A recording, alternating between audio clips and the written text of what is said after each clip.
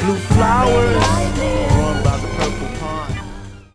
When Pharaoh Tutankhamun's tomb was found early in the 20th century, a wreath of flowers was discovered surrounding the vulture and the cobra, surmounted over the third eye, or Ajna chakra position, of Tut's outermost sarcophagus. Inside the innermost sarcophagus was found the lotus, or to be more precise, the blue lily of Egypt.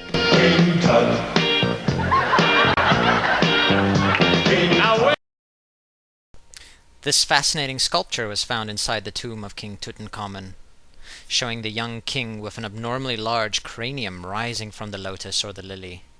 A quick trip down to the old Hive Mind encyclopedia reveals this particular plant has psychedelic properties and may have been used as a sacrament in ancient Egypt.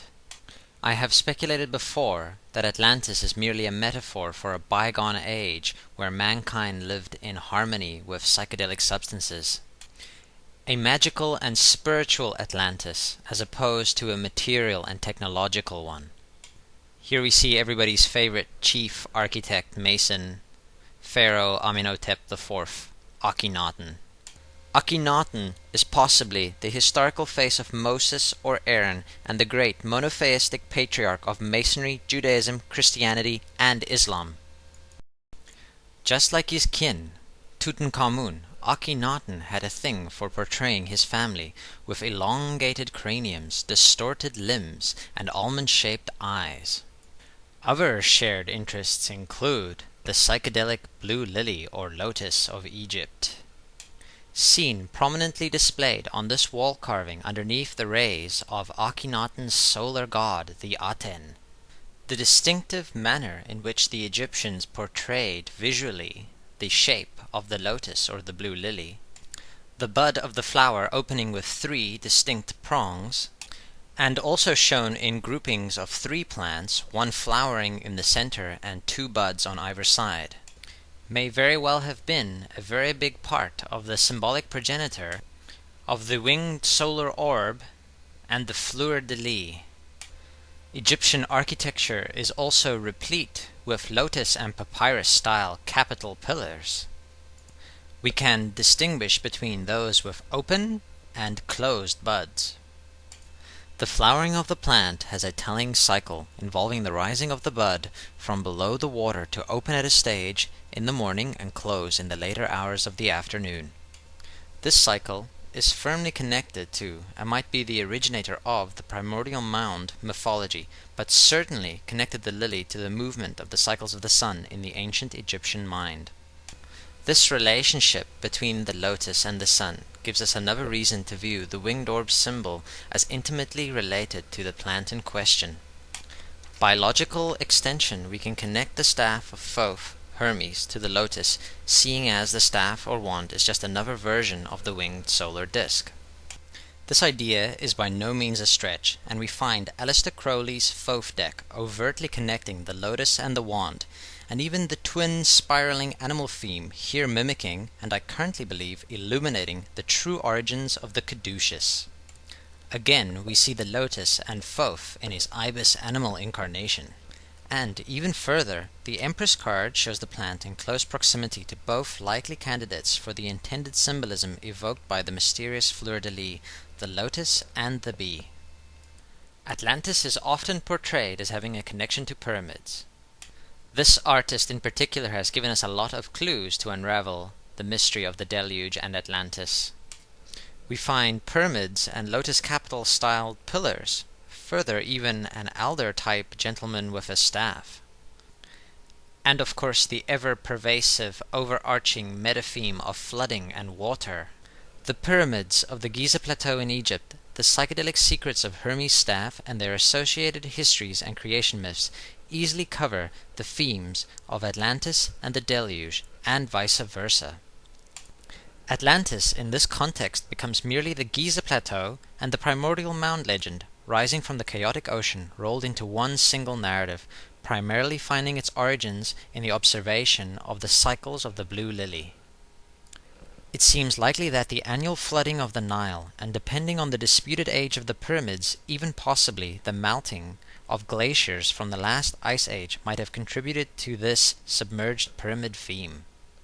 I find some synchromystic connections between the god Thoth and Donald Duck. This is more like it. First off, both Thoth in his ibis form and Donald Duck are aquatic birds. Let's also take a quick look at some of the adventures that Donald Duck has gotten involved in over the years. Thoth is a moon god, and we see in this ancient Egypt-themed episode of the late 80s cartoon show, DuckTales, Donald Duck's uncle and nephews trying to save him from a moon cult. Legends also speak of Thoth being the original architect or pyramid builder. I want a pyramid. I want a pyramid. This is a Donald Duck Adventures from 2005. Notice also the bee, which we'll see more of in part 2. We should also take note that this duck is dressed like Indiana Jones, which makes him resonate with a grail searcher or an ark raider. This will again become relevant in part 2, where we will see Han Solo, Harrison Ford, our Stargate traveler. Inside this same comic, we see that it is called Donald Duck in the Eye of Ra, and we find our Thoth resonator trying to complete the unfinished pyramid. If we continue to read and look closer, we find the artist has incorporated the triple lotus into this extremely elegant synchromystic affair. And then, as if the universe is answering our synchromystic investigation, we see Donald and Thoth the scribe in the same panel, a direct synchromystic hit. Now that we have the psychedelic lotus and Thoth synchromystically connected to Donald, we can view his other adventures bearing in mind this newly attributed esoteric resonance and draw some intuitive conclusions about possible occult realities concerning these other narratives. Here we find Thoth Duck and his elder relative, Uncle Scrooge, hanging out at Atlantis.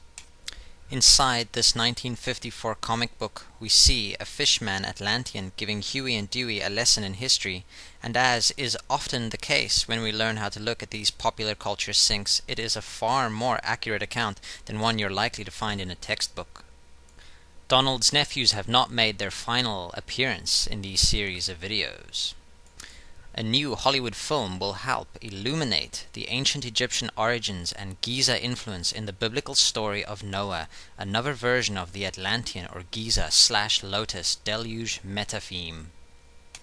We see the solar rays of the primary Atenus deity, the sun, shining down on the wizened old man I believe we can now start to recognize as Thoth.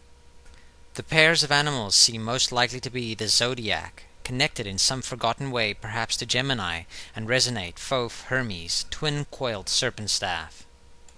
Our biggest clue comes in the shape of the dome or breast of the Capitol building, and the phallus of the Washington Monument neatly juxtaposed to the ark. In The Secret Zodiacs of Washington, D.C., David Overson posits that the Capitol dome is the symbol of the half-arch of the heavens. This dome is surmounted by a black statue of the Egyptian goddess Isis. In one picture we have Isis and the pyramid-topped obelisk synchromystically confirming the ancient Egyptian resonance connected to the Ark flood story. More about that later. Hello and welcome to Fantasia 2000. Thoth Duck yet again seen here taking part in the Noah Thoth narrative.